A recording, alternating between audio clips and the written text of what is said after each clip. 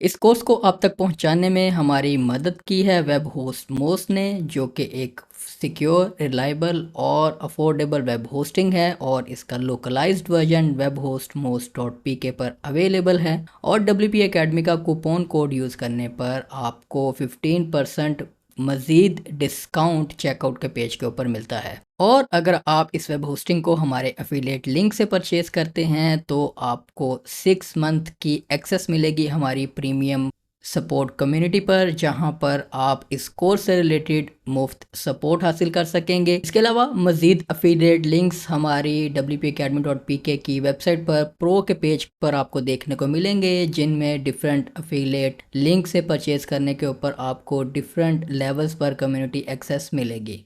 तो web host most का एक बार फिर से शुक्रिया और इस लेसन को अब हम स्टार्ट करते हैं। Alright, welcome to this new chapter. अब वक्त आ गया है कि अब हम जितनी भी हमने पीछे लर्निंग की है, जो कुछ सीखा है, उसको अब इम्प्लीमेंट करें एक रियल टाइम प्रोजेक्ट के अंदर, जिसके स्टार्ट हम करेंगे आपको एक स्टार्टर प्लगइन जनरेट करने से। स्टार्टर प्लगइन क्या होता है कि जिस तरह से रेडीमेड आपको फ्रेमवर्क्स मिलते हैं, लाइक बूटस्ट्रैप की एग्जांपल ले लें कि एक बना बनाया CSS फ्रेमवर्क है जिसको आप इस्तेमाल करते हैं और जिसमें बहुत सारी क्लासेस और मॉड्यूल्स बने बनाए आपको मिलते हैं और आप उन्हें इस्तेमाल करके जो लेआउट्स हैं उन्हें क्विकली बिल्ड कर लेते हैं। इसी तरह से टेलविंड है जो हमने अपनी इस प्लेटफॉर्म के ऊपर भी यूज़ किया है। इसमें सब कुछ टेलविंड की क्लासेस को, टेलविंड की लाइब्रेरी को यूज़ करते हुए ये सारे लेआउट्स बनाए हुए हैं। इसी तरह से स्टार्टर प्लगइन एक कलेक्शन ऑफ फाइल्स होती हैं जो कि आपको जब भी आपने कोई प्लगइन प्रोजेक्ट स्टार्ट करना हो, जिस तरह से आपने थीम डेवलपमेंट करनी है तो आप थीम डेवलपमेंट करने के लिए स्टार्टर थीम्स यूज़ करते हैं, जिनमें अंडरस्कोर्स सबसे पॉपुलर है कि वो रेडीमेड आपको वो फाइल्स, कोर फाइल्स मिल जाती हैं जो एक थीम को चाहिए होती हैं। ऑन टॉप ऑफ दैट आप अपनी फंक्शनैलिटी ऐड करना शुरू कर देते हैं ताकि आपका टाइम बचे और बाज़ात आप मे बी उतने सोफिस्टिकेटेड स्ट्रक्चर नहीं बना पाते अपने प्लगइन का, या वो एडवांस्ड फीचर्स इंप्लीमेंट नहीं कर पाते जो कि एक्चुअली होने चाहिए एक मॉडर्न प्रोजेक्ट में। तो इसका सलूशन हमने आप लोगों के लिए बिल्ड किया हुआ है। ये हमारा जो magicwptools.com प्लेटफॉर्म है, इसके ऊपर वर्डप्रेस से रिलेटेड बहुत सारे टूल्स और जनरेटर्स आपको मिलेंगे और इनमें सबसे इम्पोर्टेंट जो हमने, जिसके ऊपर मेरा भी काफ़ी टाइम लगा था कि आप लोगों तक मैं एक सोफिस्टिकेटेड सॉल्यूशन पहुंचा सकूं जो कि आपकी वर्डप्रेस डेवलपमेंट में मदद करे। और ये कम्प्लीटली फ्री प्लेटफॉर्म है, इसके ऊपर किसी भी किस्म की कोई पेड सब्सक्रिप्शन नहीं है। जस्ट आपने एक फ्री अकाउंट क्रिएट करना है इस वेबसाइट के ऊपर और आप इन टूल्स को यूज़ कर सकते हैं। जो हम अब टूल यूज़ करेंगे वो है प्लगइन जनरेटर। अब ये स्टार्टर प्लगइन जनरेटर है क्या कि ये एक बॉयलर प्लेट बना देता है आपको आपके सिलेक्टेड फीचर्स के साथ कि आपने कस्टम पोस्ट टाइप्स वगैरह या जो भी इम्प्लीमेंटेशन करनी है, एक मॉडर्न और एडवांस्ड और ऑप्टिमाइज्ड वर्डप्रेस प्लगइन को जो स्टार्टर फाइल्स चाहिए होती हैं ये सारी आपको वो जनरेट करके दे देगा। उसके बाद आप ऑन टॉप ऑफ दैट अपनी फंक्शनैलिटी ऐड करना शुरू करते हैं। तो यहाँ पर इस फॉर्म में सबसे पहले आप एक प्लगइन को नेम दे लें। अब ऑब्वियसली आपने जो प्लगइन डेवलप करने जा रहे हैं उसका आपने एक यूनिक नेम सोच लेना है, उसका पर्पस सोच लेना है और फिर उसके बाद उसके ऊपर डेवलपमेंट हमने स्टार्ट कर देनी है। अभी जो मैंने रियल टाइम प्रोजेक्ट जो हम डेवलप करने जा रहे हैं इसी को हम वर्डप्रेस की रिपोजिटरी पर सबमिट भी करेंगे और एक ये फुल फ्लेज प्लगइन होगा जिसमें बहुत सारे विजेट्स, मॉड्यूल्स जो हमने पीछे चीज़ें सीखी हैं, APIs में भी हो सकती हैं अगर ज़रूरत पड़ी तो। उसके अलावा बहुत सारी ऐसी इंटीग्रेशंस, यानी कि एक मुकम्मल फुल फ्लेज प्लगइन अब हम बनाने जा रहे हैं और उसकी शुरुआत करेंगे हम एक स्टार्टर प्लगइन से। तो यहाँ पर मैं इसको नेम दे लेता हूँ, इसका नाम हम मैजिक WP के साथ ही रखेंगे क्योंकि मैं इस प्लेटफॉर्म की, देखें आपको कोई भी, अगर आपका कोई प्लेटफॉर्म भी है तो उसको मार्केट करने के लिए आपको बहुत सारी टेक्निक्स यूज़ करते हैं आप, जिनमें सबसे पॉपुलर जो इस्तेमाल की जाती है वो फ्री रिसोर्सेज का है। लेट्स सपोज जैसे मैंने मैजिक डब्ल्यूपी प्लेटफॉर्म के लिए वीएस कोड का एक थीम बनाया हुआ है, और अल्टीमेटली वो थीम वीएस कोड की रिपोजिटरी पर पड़ा हुआ है मार्केट प्लेस के ऊपर, वहाँ पे मैजिक डब्ल्यूपी साथ लिखा हुआ है, ऑथर मैजिक डब्ल्यूपी है। आपको बैक लिंक्स मिल रहे हैं, आपको फ्री प्रमोशन मिल रही है, जितने लोग आपका थीम इस्तेमाल कर रहे हैं वो आपकी प्रमोशन आपके प्लेटफॉर्म की कर रहे हैं। तो अगर आपका कोई वेब डिज़ाइन एजेंसी भी है, वेब डेवलपमेंट एजेंसी भी है, तो आप कोशिश करें कि फ्री वर्डप्रेस थीम्स या प्लगइन्स, अगर आप वर्डप्रेस से रिलेटेड हैं, अगर आप किसी और निच से रिलेटेड हैं, तो उस निच में मौजूद प्रॉब्लम्स को सॉल्व करके वो सॉल्यूशंस टूल्स की सूरत में, प्लगइन्स की सूरत में, एक्सटेंशंस की सूरत में या टेम्पलेट्स की सूरत में डिस्ट्रीब्यूट करें मुफ्त में। वो आपके प्लेटफॉर्म की मुफ्त मार्केटिंग है। तो यहाँ पर अब मैं अ, इसको simply magic WP add ons कह लेता हूँ। ये अब हम जो प्लगइन स्टार्ट करने जा रहे हैं, ये एक ऐड ऑन होगा जिसमें हम एलिमेंटोर के लिए और दूसरे पेज बिल्डर्स के लिए, इवन गुटनबर्ग के लिए ब्लॉक क्रिएट करना सीखेंगे, दूसरे पेज बिल्डर्स के लिए एलिमेंटोर और ब्रिक्स वगैरह के लिए विजेट्स बनाना सीखेंगे। और तो उसमें कुछ ऐसे टूल्स मैं बनाऊंगा जो कि ब्लॉगिंग से रिलेटेड हेल्प करेंगे। मे बी उसमें पोस्ट व्यूज़ काउंटर हो सकता है और सो ऑन। ये ऑन द गो साथ साथ हम एक्सप्लोर करते जाएंगे इसमें आपको, क्योंकि हमने वाइब कोडिंग भी करनी है इसमें। आपको साथ ये भी सिखाया जाएगा कि आपने किस तरह से आइडियाज़ जनरेट करने हैं, किस तरह से आपने क्लॉड और इस तरह के टूल्स की, चैट जीपीटी की मदद लेनी है अपने प्लगइन के अंदर फंक्शनैलिटीज़ या टूल्स मज़ीद ऐड करने के लिए। तो यहाँ पर magic W P add ons मैंने इसका नाम रख लिया है, और यहाँ पर भी magic W P add ons आपका स्लग आ गया। उसके बाद ये आपका नेम स्पेस है जो पीएचपी के लिए इस्तेमाल होगा यूनिकनेस के लिए, ताकि आपकी क्लासेस जो हैं वो आप इस नेम स्पेस को यूज़ करते हुए अपने फंक्शनैलिटी में जो है वो कॉन्फ्लिक्ट थर्ड पार्टी प्लगइन्स के साथ क्लासेस का जो आ सकता है उसको आप ओवरकम कर सकें। उसके बाद आपने यहाँ पर डिफ़ाइन कर देना है कि कौन सा पीएचपी वर्जन मिनिमम रिक्वायर्ड है, तो 7.4 ही रखेंगे, 8x बाय डिफ़ॉल्ट नहीं रखेंगे, क्योंकि अभी बहुत सारे लोग जो हैं वो पीएचपी 7.4 सर्वर्स इस्तेमाल कर रहे हैं। तो हम नहीं चाहेंगे कि हमारा प्लगइन 7.4 के ऊपर ना चले। हाँ, हम जो है वो ऑब्वियसली स्टेट मॉडर्न पीएचपी ही यूज़ करेंगे, पीएचपी के 8x के ही ज़्यादातर फंक्शनैलिटी यूज़ करेंगे, लेकिन कोशिश करेंगे कि वो बैकवर्ड कंपैटिबल भी हो। यहाँ पर आपने लाइसेंस बता देना है। अगर आपने वर्डप्रेस की रिपोजिटरी पर होस्ट करना है ये प्लगइन, तो आपको जीपीएल का ही रखना पड़ेगा लाइसेंस, अदरवाइज़ आप कोई, अगर आप गिटहब पर डिस्ट्रीब्यूट कर रहे हैं तो एमआईटी लाइसेंस रख लें। उसके बाद यहाँ पर अब आप अपने प्लगइन की एक डिस्क्रिप्शन दे दें, इसको मैं कह लेता हूँ ओके। इस डिस्क्रिप्शन को बाद में हम मॉडिफाई भी कर लेंगे एसईओ पॉइंट ऑफ व्यू से जब हमें ज़रूरत होगी। अभी फ़िलहाल एक जेनेरिक डिस्क्रिप्शन मैंने इसको दे दी। उसके बाद आपने ऑथर इन्फॉर्मेशन देनी है। ऑथर में अब आप अगर अपने बिजनेस को एडवर्टाइज़ करना चाह रहे हैं तो आप ऑथर में लेट्स सपोज मैजिक डब्ल्यूपी, अब चूँकि मैंने मैजिक डब्ल्यूपी का कोई अकाउंट अभी वर्डप्रेस की रिपोजिटरी पर नहीं बनाया हुआ है, वो बाद में बना लेंगे। अभी मैं अपना पर्सनल नेम जो है वो यूज़ करता हूँ। आप मल्टीपल ऑथर्स या कंट्रीब्यूटर्स अपने प्लगइन में ऐड कर सकते हैं, वो हम पब्लिशिंग पर जब जाएंगे तब आपको बताऊंगा मैं। उसमें हम अपनी कंपनी भी इंक्लूड करेंगे।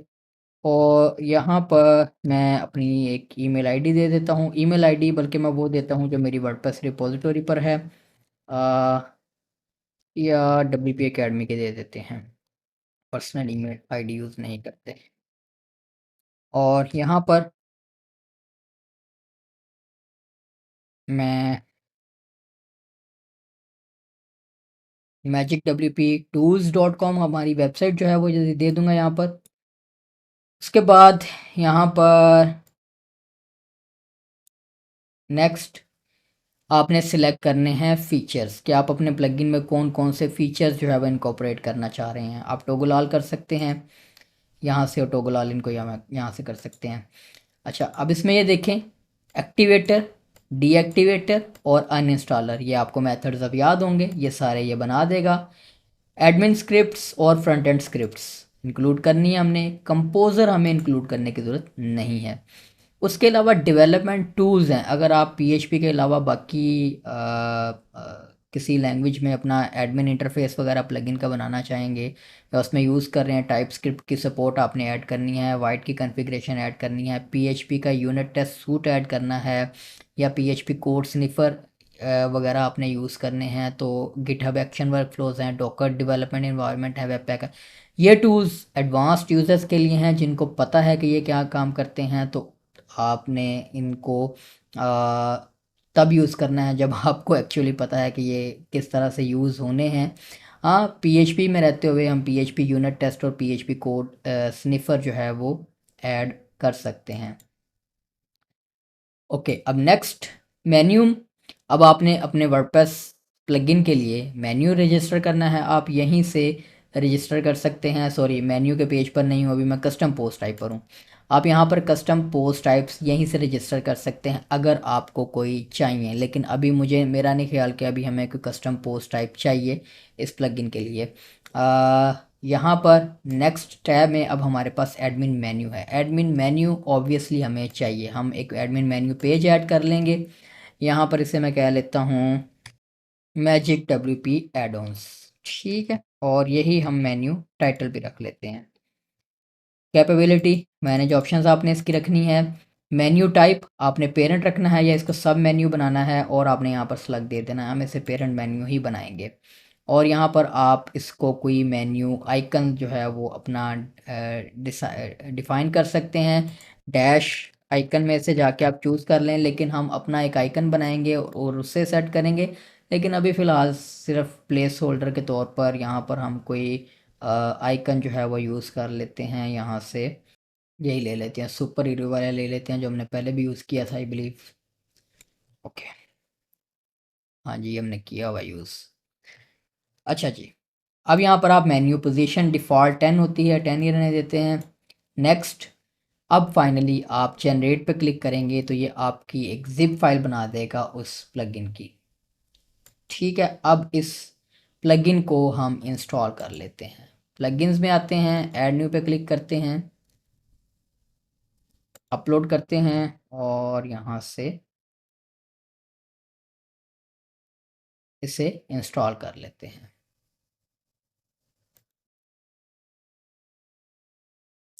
ओके, अब हमारा जो प्लगइन है वो इंस्टॉल हो गया। ये देखिए मैजिक WP एड-ऑन्स यहाँ पर आ गया, और यहाँ पर अब हम जो हमारा MSR प्लगइन है इसे मैं डीएक्टिवेट कर देता हूँ। इस प्लगइन का जितना भी सोर्स कोड अभी तक हम बना चुके हैं, ये आपको एक्सरसाइज फाइल्स के साथ साथ हर जो लेक्चर है जिसमें हमने ये कोडिंग की है, हर LMS के ऊपर आप WP अकेडमी पर जाएंगे तो वहाँ पर हर लेसन में उसके मटेरियल्स के टैब में आपको उसका सेपरेट फ़ाइल मिल जाएगी। तो यहाँ तक की भी फ़ाइल आप वहाँ से डाउनलोड कर लें अपनी प्रैक्टिस के लिए। अब हमारा काम इस प्लगइन के साथ ख़त्म हो चुका है, लेकिन फ़िलहाल हम इसे डीएक्टिवेट रखेंगे, लेकिन रखेंगे ज़रूर इन केस हमें इस प्लगइन में से कोई फंक्शनैलिटी, कोई शॉर्ट कोड, कोई चीज़ कॉपी करना पड़ जाए। अब यहाँ पर हमारे पास मैजिक WP एड-ऑन्स प्लगइन आ गया है, इसका मेन्यू बन चुका है, पेज इसे असाइन हो चुका है। अब हम फाइनली इसका सोर्स कोड देखते हैं कि किस तरह से इसका सोर्स कोड हमारे पास आया है, क्या क्या जनरेटेड है। ओपन फोल्डर करेंगे, WP प्लगइन्स में आएंगे, WP कंटेंट प्लगइन्स, और ये मेरे पास आ गया मैजिक WP एड-ऑन्स। इसे सिलेक्ट करते हैं। ये देखें जी, अब आपका एक बड़ा सोफिस्टिकेटेड प्लगइन यहाँ पर जनरेट हो चुका है, जिसमें ये देखें ये सारी इंफॉर्मेशन मौजूद है। यहाँ पर देखिए पूरा ऑब्जेक्ट ओरिएंटेड मेथड इस्तेमाल किया गया है, क्लासेस हैं, सारी बनी हुई आपको बनी बनाई मिल जाएंगी। ये एक्टिवेशन और डीएक्टिवेशन मेथड्स और उसके अलावा बाकी की फंक्शनैलिटी आपको यहाँ पर बनी बनाई मिल जाएगी। अब जो है वो हम ऑन टॉप ऑफ दैट अपनी जो डेवलपमेंट है वो स्टार्ट करेंगे। ये देखिए प्लगइन का URL और डायरेक्टरी पाथ, ये भी सब कुछ आपको बना बनाया मिलेगा, आपको कुछ भी करने की ज़रूरत नहीं है। अब ये PHP यूनिट टेस्ट वगैरह हैं, इनको हम बाद में देखेंगे टेस्टिंग के दौरान के जब आपने अपना प्लगइन प्रॉपर बना लिया है उसके बाद आपने टेस्ट किस तरह से करना है। ये एक रीडमी फाइल भी आपको पूरी बना के दे देगा। जिसमें जब वर्डप्रेस की रिपोजिटोरी पर हमने इसे पब्लिश करना है तो ये रीडमी की फ़ाइल में ही लिखी गई इन्फॉर्मेशन जो है यही आपके वर्डप्रेस की प्लगइन की रिपोजिटोरी का जो पेज होता है प्लगइन का वहाँ पर डिस्प्ले होती है। इसको डिटेल में बाद में सारी चीज़ें देखेंगे। ये लैंग्वेजेस का फोल्डर बन गया जिसमें आप अपने प्लगइन के ट्रांसलेशंस ऐड कर सकते हैं। ये देखें पब्लिक में आपके पास CSS में पब्लिक CSS, JS में public डॉट JS और एडमिन में एडमिन के फोल्डर में मज़ीद फिर ये देखें उसने क्या काम किया है कि CSS और JS के फोल्डर बनाने के अलावा ये एडमिन के पार्शल्स का एक फ़ोल्डर बना दिया है कि आप एडमिन की जो टेम्पलेट है जो पेज है उसके अंदर भी जो आपने कोड यानी कि जो एडमिन इंटरफेस बनाना है उसके लिए भी उसने सेपरेट फाइल बना कर दी है, लेकिन उसके साथ कुछ नमेरिक वैल्यूज़ ऐड कर दी हैं उसको यूनिक बनाने के लिए। तो मैं इसको कह लेता हूँ dashboard.php और क्लास एडमिन में जहाँ पर इसे रेफरेंस किया गया है अब मैं इसे यहाँ से चेंज कर दूँगा पार्शल्स में। यहाँ पर ये हमारी फाइल है जो ये लोड कर रहा है, तो मैं कह लेता हूँ dashboard.php। उसके अलावा ये देखें ये आपका जो मेन्यू पेज है ऐड हो रहा है, ये देखें उसमें कुछ यूनिकनेस लाने के लिए उसने फंक्शन नेम्स की बजाय कुछ नंबरिक वैल्यूज़ इस्तेमाल कर ली हैं। तो हम इसको रीनेम कर लेते हैं और रीनेम करने से पहले हम एक दफ़ा चेक कर लें कि वो यूज़ कहाँ पर किया गया है।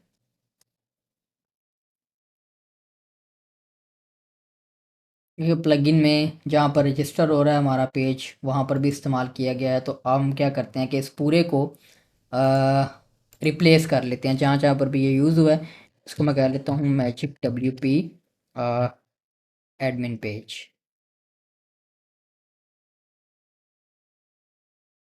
ठीक है, यहाँ पर भी रिप्लेस हो गया, ये यहाँ पर भी रिप्लेस हो गया और ये आपका स्लग बन रहा है। इसको भी मैजिक WP एड ऑन्स कर दूंगा और उसके अलावा ये डिस्प्ले पेज वाला जो फंक्शन है इसको मैं रीनेम कर लेता हूँ थोड़ा सा। अब आप देखिए आपको थोड़ी सी रीनेमिंग करनी पड़ेगी अपने प्लगइन के नेम के हिसाब से।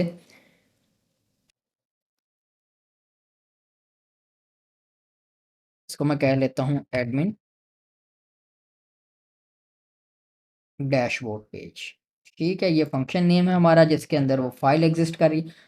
अब यहाँ पर क्योंकि सारा काम मॉड्यूलर हो रहा है ऑब्जेक्ट ओरिएंटेड मेथड्स को इस्तेमाल करते हुए, तो अब इसमें हो क्या रहा है कि आपका जो एडमिन पेज है बजाय इसके कि हमने वो फंक्शन पास किया था फंक्शन के अंदर जो है वो सारी HTML लिख रहे थे, उसने क्या कर दिया कि उसको सेपरेट एक फ़ाइल में रख दिया है ताकि उस फाइल के अंदर आप अपना कोड लिख लें। आप मल्टीपल फाइल्स इंक्लूड कर सकते हैं। ये अब हम जब इस प्लगइन को पूरा प्रॉपर डेवलप करने की तरफ जाएंगे तो आप देखेंगे कि हम काफ़ी सारे काम जो हैं वो मॉड्यूलर रखेंगे, डिफरेंट फाइल्स में होंगे हमारे क्योंकि ये अब एडमिन इंटरफेस हमारा एक बड़ा एडमिन वो सिंपल एक दो फील्ड्स नहीं होंगी। अब प्रॉपर एडमिन इंटरफेस हम बनाएंगे। अच्छा जी, उसके अलावा हम देख लेते हैं कि यहाँ पर इंक्लूड्स में देखें ये एक्टिवेशन की क्लास है। ये देखें इसमें आपको सैम्पल कोड्स भी मिलेंगे अगर आपने लेट सपोज एक्टिवेशन में डेटाबेस टेबल बनाना है तो ये आपको एक सैम्पल कोड भी मिलेगा डेटाबेस टेबल बनाने के लिए। डीएक्टिवेटर के लिए आपको फंक्शन मिलेगा जिसमें आप डीएक्टिवेशन के ऊपर अपनी कोई भी क्लीनअप परफॉर्म कर सकते हैं। ये देखिए नेम स्पेस अब हमारी सारी फाइल्स में साथ साथ चल रही है। उसके बाद ये ट्रांसलेशन के लिए I18N की भी फाइल उसने बना दी है। ये हम जब वर्डप्रेस प्लगइन पब्लिकेशन की तरफ जाएंगे तो अब आपको इंटरनेशनलाइजेशन का भी एक चैप्टर कवर करवाऊंगा जिसमें आपने प्लगइन की ट्रांसलेशन करनी होती है तो ट्रांसलेटेबल बनाना होता है। तो उसके लिए I18N स्टैंडर्ड जो है वो यूज़ किया जाता है। तो इसके बारे में मज़ीद तफसील से हम उस इंटरनेशनलाइजेशन के चैप्टर में पढ़ेंगे। इसके अलावा ये देखें अब आपकी मेन लोडर क्लास है जिसके अंदर आपके प्लगइन की कोर फंक्शनैलिटीज़ लोड हो रही हैं और फिर हुक हो रही हैं जैसे कि हमने भी करना सीखा था। ये देखें एडमिन मेन्यूज़ क्रिएट हो रहे हैं, जितने भी हमने फंक्शनैलिटीज़ लिखी हुई है वो सारी एग्जीक्यूट हो रही हैं, स्क्रिप्ट्स इंक्लूड हो रही हैं और सो ऑन। और इसको मज़ीद रिफ़ाइन करके इस कोड बेस को आप लोगों के लिए बनाया गया है ताकि इसमें जब हम काम करें तो ये एक ऑप्टिमाइज्ड और मॉडर्न कोड बेस हमारा बने।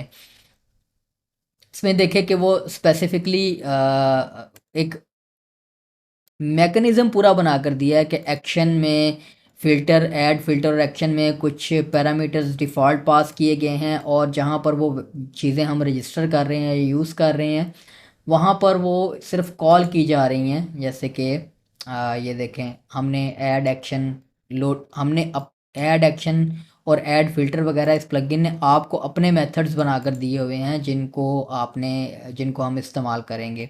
डिपेंडेंसीज़ उसी तरह से जैसे हमने भी डिफ़ाइन की थी, उसी तरह से सारी ये डिफ़ाइंड हैं यहाँ पर, कि हमने जो फाइल्स ऐसे इंक्लूड करनी है अपने लोडर की क्लास में, सो ऑन। ठीक है, उसके अलावा ये बाकी की फंक्शनैलिटी हमारे पास यहाँ पर मौजूद है। फाइनली ये आपके प्लगइन की मेन क्लास होगी, जिसके कंस्ट्रक्शन के अंदर आप देखें, कंस्ट्रक्ट के फंक्शन के अंदर हम प्लगइन नेम एक डिफ़ाइन कर रहे हैं। ये थ्रू आउट हम यूज़ कर सकते हैं इसे एडमिन पेजेस के अंदर, इसको रेफरेंस करके इस प्लगइन की क्लास को और इसका ऑब्जेक्ट बना के, उसके बाद ये सारा डिपेंडेंसीज और ये देखिए आपकी जितनी भी स्क्रिप्ट्स हैं वो सारी, अब मज़ीद हमने जो काम किया हुआ था अभी तक, जो हम लर्निंग कर रहे आते करते आ रहे थे, उससे भी मोर एडवांस्ड जो स्ट्रक्चर है या ऑप्टिमाइज स्ट्रक्चर है वो यहाँ पर आपको बना बनाया मिलेगा, जो कि मे बी, अब ये देखिए ये इतना सारा सोचना और इम्प्लीमेंट करना, इसके ऊपर टाइम चाहिए। और मे बी मैं भी ये, क्योंकि इसमें मैंने भी क्लॉड और डिफरेंट टूल्स का सहारा लेकर और वर्डप्रेस के कोडेक्स को एक्सप्लोर करके ये सारी चीज़ें एक उस टूल को इतना सोफिस्टिकेटेड बनाया है कि इस तरह का कोड मैं भी सोच के नहीं बना सकता। तो यहाँ पर हमें सब कुछ ये बना बनाया मिलेगा।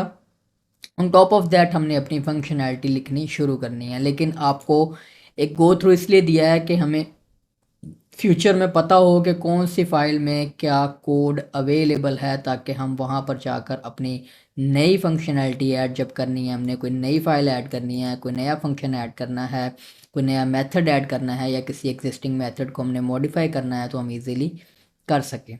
तो यहाँ पर पब्लिक के फोल्डर में सिंपली हमारे public dot C S S और जे एस है। उसके अलावा ये टेस्ट हैं जो कि PHP यूनिट टेस्ट जो हमने इस्तेमाल किया था, ये उसकी एक बूटस्ट्रैप फाइल है। इसको जब हम यूनिट टेस्टिंग की तरफ आएंगे तो फिर इसको भी एक्सप्लोर करेंगे, देखेंगे कि ये PHP यूनिट टेस्ट हमने इस्तेमाल किए। जब फाइनलाइजेशन होगी हमारे प्लगइन की, उसमें फिर वो जब पब्लिकेशन वाला जो हमारा चैप्टर आएगा उसमें हम देखेंगे कि हमने किस तरह से अपने प्लगइन को प्रॉपर टेस्ट करना है, कि उसमें वर्डप्रेस की रिपोजिटरी के स्टैंडर्ड्स के हिसाब से या वर्डप्रेस के स्टैंडर्ड्स के हिसाब से कोई भी मसला ना हो उसको सबमिट करने से पहले। तो ये है हमारा कंप्लीट एक ready to go boiler plate या स्टार्टर प्लगइन। अब हम नेक्स्ट चैप्टर से बाकायदा डेवलपमेंट स्टार्ट करेंगे, जिसका आगाज़ हम नेक्स्ट चैप्टर से गिटहब से करेंगे, कि अब हमने अपने सोर्स कोड की मैनेजमेंट हमने डे 1 से ही स्टार्ट करनी है। सोर्स कोड को सेव रखना, फंक्शनैलिटी ऐड करते साथ साथ उसको मैनेज करना, सेव रखना, ताकि हम रिवर्ट कर सकें, कोई मसलों से बच सकें, और हमारे पास हमारे कोड का एक एफिशिएंट बैकअप मौजूद हो, जो कि गिट और गिटहब के ज़रिए हम कवर करेंगे। तो नेक्स्ट लेक्चर में मिलते हैं।